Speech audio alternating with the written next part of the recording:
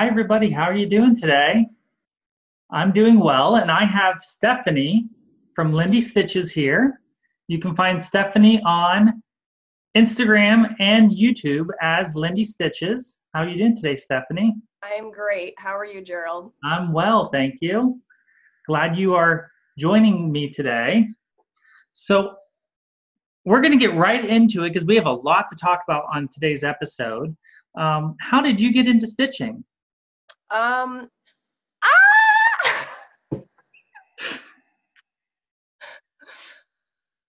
Well, Gerald, Gerald and I just got done discussing that I wasn't going to say and I started the interview by saying How did I get into stitching? I come from a long line of crafty women, and my mother did all sorts of crafts as I was growing up. She did cross stitch. She sewed a lot of my sister and I's clothes. She quilted. So I learned a lot of different crafts from her, and that's where I was first introduced to cross stitch. So you were a kid, or did you learn as a young adult? I did a little bit as a kid, but I think cross stitch, it requires a lot of hours to get the payoff, and so I've even found with my own kids, they get bored. So I think I got bored with cross stitch as a child, and actually I didn't start seriously cross stitching until about 4 years ago. Okay. Yep. So, but you've had it throughout your life, in and out throughout your life, I'm assuming, or really Yeah, you just showed up in different ways. Yeah. Yeah. Okay. Yeah. So then you just alluded to one of my questions that I was going to ask. So you have kids, and right. Have you introduced them to cross stitch? So I have 3 kids. All 3 of them have tried cross stitch. My middle daughter, who is 11, finished some like Doreen Jones Christmas ornaments. But since then, she has also decided that cross stitch is boring. So currently none of them cross stitch. But you never know. Whenever they're in college, they might need a stress reliever. That's right. Come to mom and say, hey, I need a cross stitch kit. I'll be ready for that moment. So, okay. So you've been stitching roughly for about 4 years, hardcore. Right. Was there a certain pattern or certain style that really caught your attention to get you into it so deeply, or what really brought you into the fold? Okay. Designing brought me into the fold. I actually was working on trying to write a crochet pattern to sell, because I was hardcore into crochet. I've kind of gone through like stages of crafting. I was really into crochet, then I was really into quilting, and then again I was really into crochet and wanted to write my own crochet pattern. And it took me forever to finish this little baby blanket and write out the pattern, and I was in the process of trying to figure out how to make a nice looking PDF. And on Etsy, I just ran across some kind of pop culture funny patterns, and I was like, I can do that. I know how to do that. And so I just jumped ship from crochet to cross stitch. So then for your stitching, so then you mainly stitched your own designs for your designing, or what brought you into your actual stitching? Yeah, I designed 3 or 4 patterns and thought, well, I probably should stitch these to make sure I know what I'm doing. And yeah, I started cross stitching. I started watching YouTube and being exposed to designers that I had never heard of before. Just researching stuff and getting exposed to, there's just so many different kinds of cross stitch. But yeah, honestly, like designing is what got me stitching, and FlossTube is what got me stitching all sorts of different things with way too much of my time. So then how would you describe your stitching style? Your stitching style, not your designing style. We'll get to your Okay, designing in a little bit. So your stitching style. my stitching style. I tried the whole full coverage Haid style and figured out that I just don't like it. It just takes too much time for me. Mm-hmm. So I like having a mixture of projects going. I like having a simpler, kind of more boring project for like traveling or when I need to sit with my kids and they're doing homework. And then I like. Let's stop you there for a second. When you say boring, what do you mean by boring? Because I think many people will say like simpler is not boring. True. Like a one color piece or, you know, where it's just blocks of color and it's kind of mindless. You don't have to constantly be looking at the pattern. And then I like having other projects where you're doing a lot of back stitching and color changes and yeah.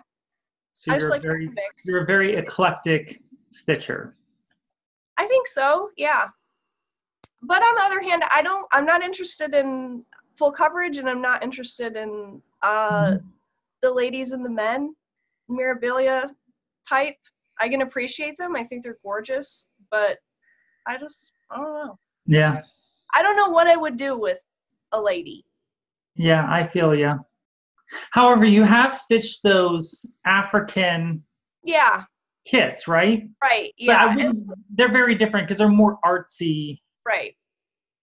They're more artsy and they mean something to me, so that makes a big difference. No, I don't know.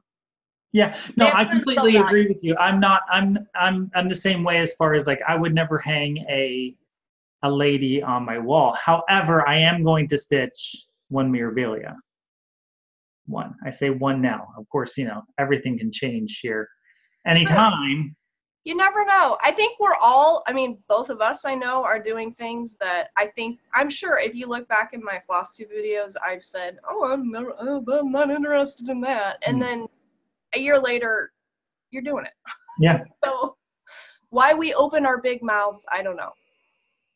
Because that's how we feel at the time. And then, you know, life changes. Okay. So then you're an eclectic stitcher that has been stitching for roughly 4 years because you got into designing. So you stitch small pieces. You stitch big pieces. Yeah. Yeah. Okay. I have forest closet. Yeah. Oh, that's right. Yes, I forgot about Anna Forest Screw.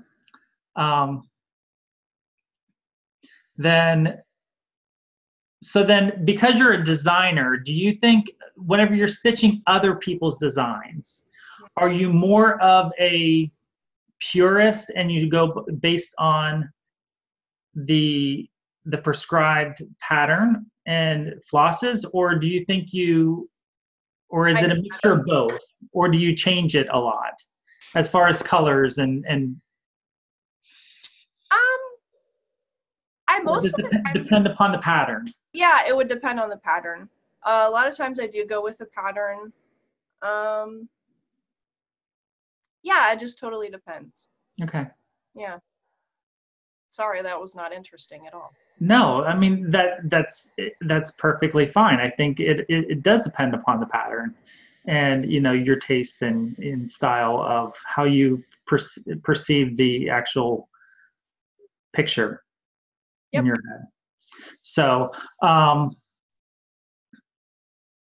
okay, then let's go on to why did you decide to start Lindy Stitch's YouTube channel? Why did I start?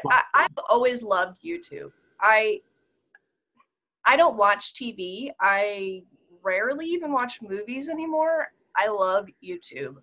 I used to have kind of a job where I could do my job and listen. And so I would listen to YouTube, different people that I liked. And I don't know.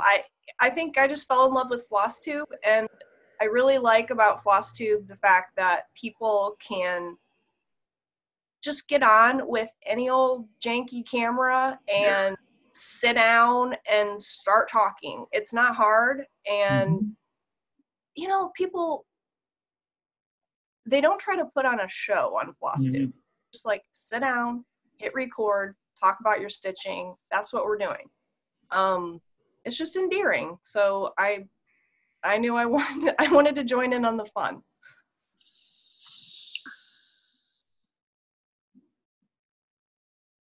Since you started your YouTube channel, have you seen your stitching style change, adapt? Yeah. I think Brian alluded to this, that you kind of feel like you want to show something, right? And you don't want to wait 4 months to make your next video. And so I think there is that pressure to kind of have a variety of things to show. But on the other hand, I've learned that I really like working on a variety of things. So it's not an unpleasant change for me, but definitely when I first started designing, that first, I don't know, year or so, I was only working on one thing at a time. And yeah, so I think it pressures me to kind of project hop, but I don't mind doing that. So okay, and so I've been exposed to so much that I buy different things. Yeah, we all have problems with that. So I'm curious, because I don't know if you ever really, and maybe you do and I just miss it whenever I watch your videos, but when you do work on your projects and you switch, do you actually have a set rotation, or do you just stitch, like, is it just what you're feeling at the moment that you stitch, or how do you choose what you stitch when you stitch? Whatever I want. Whatever I want. Yeah, it's just whatever project I feel like working on next. And I think I definitely have a project cap of I'm comfortable with this many whips. And so I want to, and I like finishing my projects too. So I want to see progress on all of them. So, you know, if I haven't pulled one out in 6 to 8 months, I feel pressure to work on that one. So that also influences my choice. And then because you have three kids, right? Because you have 3 kids and you're designing business, and what is a typical stitching day for you? Like, how much? That's funny. I'm just curious, you know. Why did I go blurry there? Okay.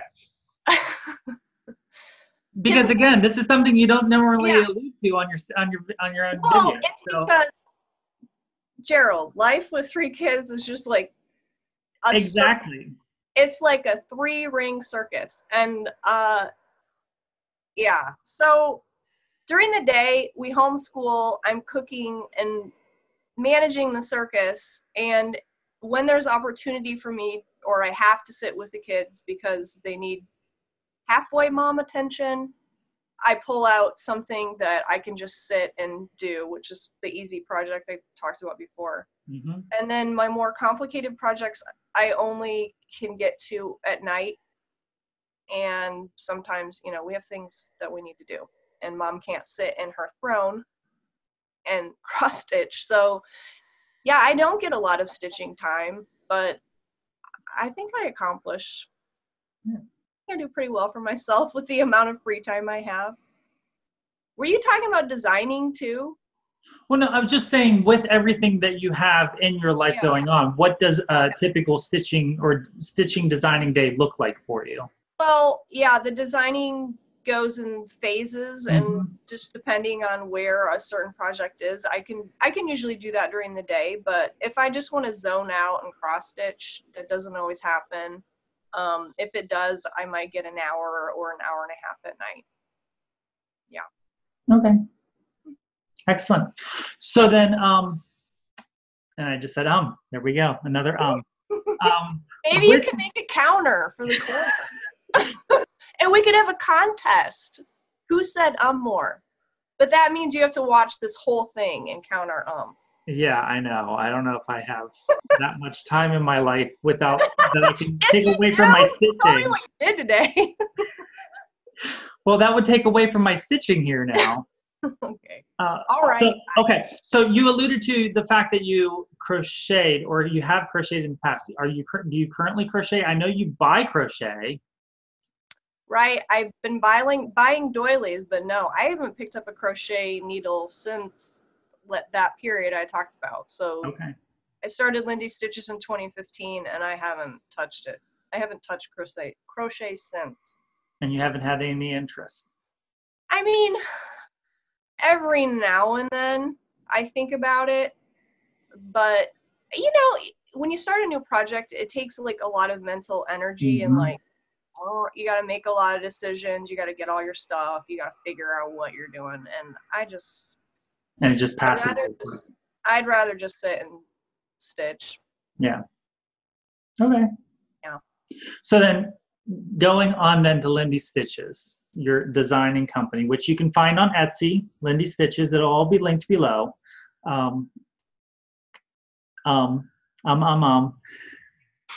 Okay, so you said you were prompted to get into stitching because you went on to Etsy, and you found some pop culture quotes type stuff. Yeah. And that's how you got in. So that's what you got into designing for them. Yeah. I started making kind of the same kind of patterns that I had found. So just different quotes or sayings or what have you. Simple patterns, beginner friendly. We're gonna annoy people. Yeah, that's the kind of pattern I started making. And yeah, eventually I think I just grew out of that. I was able to put together kits. So I was selling kits for a while of my patterns, and that went well. That was successful. A lot of people like had never stitched before, and with one of my kits were able to enjoy cross stitch. So that was very gratifying. But at the same time, I wanted to kind of I knew I had more in me. So I kind of matured out of, just the little text with a little border, and that's my pattern. Then, so without having to give too much away, because I know, designers, want to keep some of their trade secrets, but where do you get a lot of your inspiration for your designs? And whatever and anything. I think you've talked about this before too. I mean, when I designed birds to the bows, I started by I wanted to make a really colorful interlocking border, and so that's all I did. I just made this border. Okay, where am I going with this? And it's just random. It's random stuff. That doesn't sound very professional, but yeah, that one I started with the border.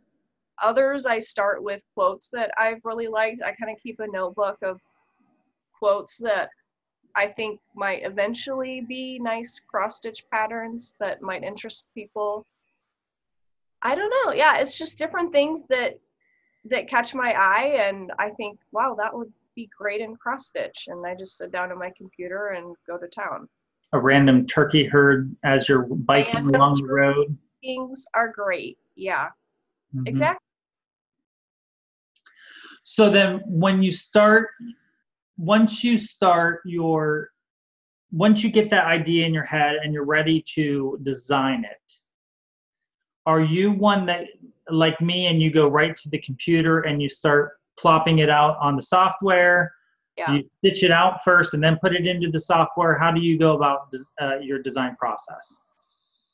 So before I started Lindy Stitches, I was doing some graphic design work for well, it was my job. But part of my job was graphic design. So I think through that job, I learned to just kind of think straight onto the computer. Mm-hmm. So I don't sit and draw or do any of that. I just go right onto the computer and start fiddling. Yeah. And then I think, well, I usually start fiddling with, like, you know, when you open up any cross-stitch design program, it gives you like a generic palette of colors. I always just fiddle using the generic colors. I get most of it done, and then I have fun. That's my favorite part, is going into actually pick the colors that things are going to end up being, and then really, because I think using the generic palette, then you're able to make sure, like, this design looks great, even though the colors don't look great. Well, then when you finally amp the colors into something that go together, then it's just really exciting, because then it is what you envisioned it to be. That's interesting, because I do it slightly different. I completely clear out that initial palette and throw in colors I think would work, because I don't even want to throw my thought process off from those, because I already have colors in my head of what I picture it to be. So if I have those colors there, I think it would just, it helps you. Yeah, well, the initial palette would just mess with my head too much if they're not the right colors. So yeah, so it's interesting to see how different designers work, because, you know, we all, just like we stitch differently, we design differently too. So so then, and you've already answered another one of my questions. I was going to ask, how has your design style changed over time? And mainly it's because you've switched. Go into a little bit more detail about how you have changed your design style. Yeah. Initially started in your store. I think the turning point for me was I stitched that Song of Solomon ship sampler. I don't know that people will know what I'm talking about, but it basically is just a bunch of antique motifs jammed in, and people pick their own colors for the piece. So I had chosen all my own colors, and I stitched this together, and the colors were more modern, and obviously the piece looks antique. And I got so many people asking me for my color choices, like, what colors did you use? I want to do the same thing. And I didn't think, like, I don't know, that was just kind of like surprising to me. Like, I thought it looked great, but it was kind of a revelation, like, oh, other people want to do what I do. Okay. So I would share my color palette, and then one day it just hit me, like, I can design a piece like this. I can pick out colors that really go together. Like, I like the idea of modern colors with more traditional looking pieces. And so that's what I started doing, and so far it's been going great, and I've been getting a good response from it. I hope that, I mean, I know something little like my turkeys. I don't think that that's anything super special. I don't want to disparage myself, but I think people want, I think there's good, it's good to have options, and it's good to have different looking stuff. So yeah, I like fresh, bright, weird, you know, sometimes weird colors thrown together, and so that's what I'm going with. So where would you like to see your business go in the future? Where would I like to see my business go?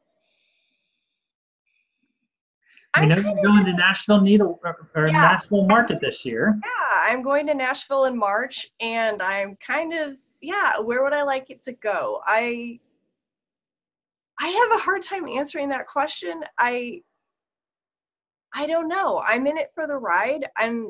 I think Nashville will be a good opportunity for me. I'll meet shop owners, and my patterns will then be in local needlework shops. I think that will open up some opportunities for me. Right now, you know, I'm in a unique life stage where, like, I I can't be going to retreats. And so I'm hoping that my business can kind of just slowly expand to the point of hopefully my children will fly off and be living their own lives, and then I can live it up in the cross stitch world. So yeah, I'm excited, and I feel blessed to even have the amount of business I have right now. It's very fulfilling for me to be able to sit down and be creative and get feedback from people and see, like, I know you probably feel the same way. Like every time I see someone stitching one of my designs, it's like, yeah, it's gratifying, and yeah, I'm having a good time. Are you having a good time? yeah. I mean, just the fact that I had somebody stitch up my windmill and take it to the fair, and they won a prize. You know, I saw I didn't care that. what prize. It's just the fact that they won a prize on something I designed. It's like, you know, Well, how mind-boggling. yeah. So, you know, it's a lot of fun, and who would have ever thought? Not me. You know? So for somebody who might have an interest in design, or in cross stitch design or crochet design or any kind of design, you know, needlework, crafty design, do you have any advice as far as getting yourself out there? Something that you might have stumbled on when you first got started that, you know, you could. Yeah, I think one of the biggest lessons that I've learned in the last, three and a half years is you just got to do it. Enlightening. You just got to do it. Make your design, make it look good, take some good pictures, and just keep going through the process. No one actually knows what they're doing.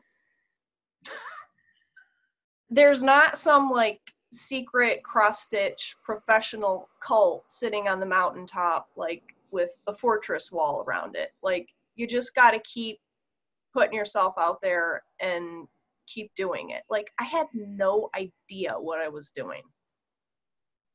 Right? I have no idea. I still partly, I mean, I'm going to Nashville, and that's a new experience for me. So in many ways, I have no idea what I'm doing. But you got to get through those first hurdles of like putting up your first pattern, getting your first Etsy sale, getting your 100 sale. You know, you got to just keep going through those hurdles, and eventually you get good at what you're doing, right? I mean, it's like everything else in life.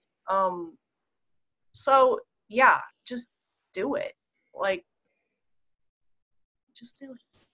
Yeah, and if you have it, I think also, and if you have a design that you want to put out there, go ahead, and you're worried that it might not sell or somebody might not be interested in, just put it out there anyways, because it's hard to know what might be in somebody, you know, there's, like I just said earlier, there's a market for everything, and you don't know if it's going to be popular or not. Right. And to me, it's better to take the risk than to not take the risk, because who knows? You know, I've had designs that I thought would be really popular, and they weren't. Yeah. And I've also had other designs that were very popular, and I'm surprised. I'm like, oh, okay. You just don't know. Exactly. And I had someone sit down with, you know, a better known designer sit down with me when I visited Nashville this last year and say the same thing. Like, I bring 5 designs, and sometimes on one design, the crickets chirp. And I like, wow, I thought that was going to do really well. Other designs, people like eat them. So yeah.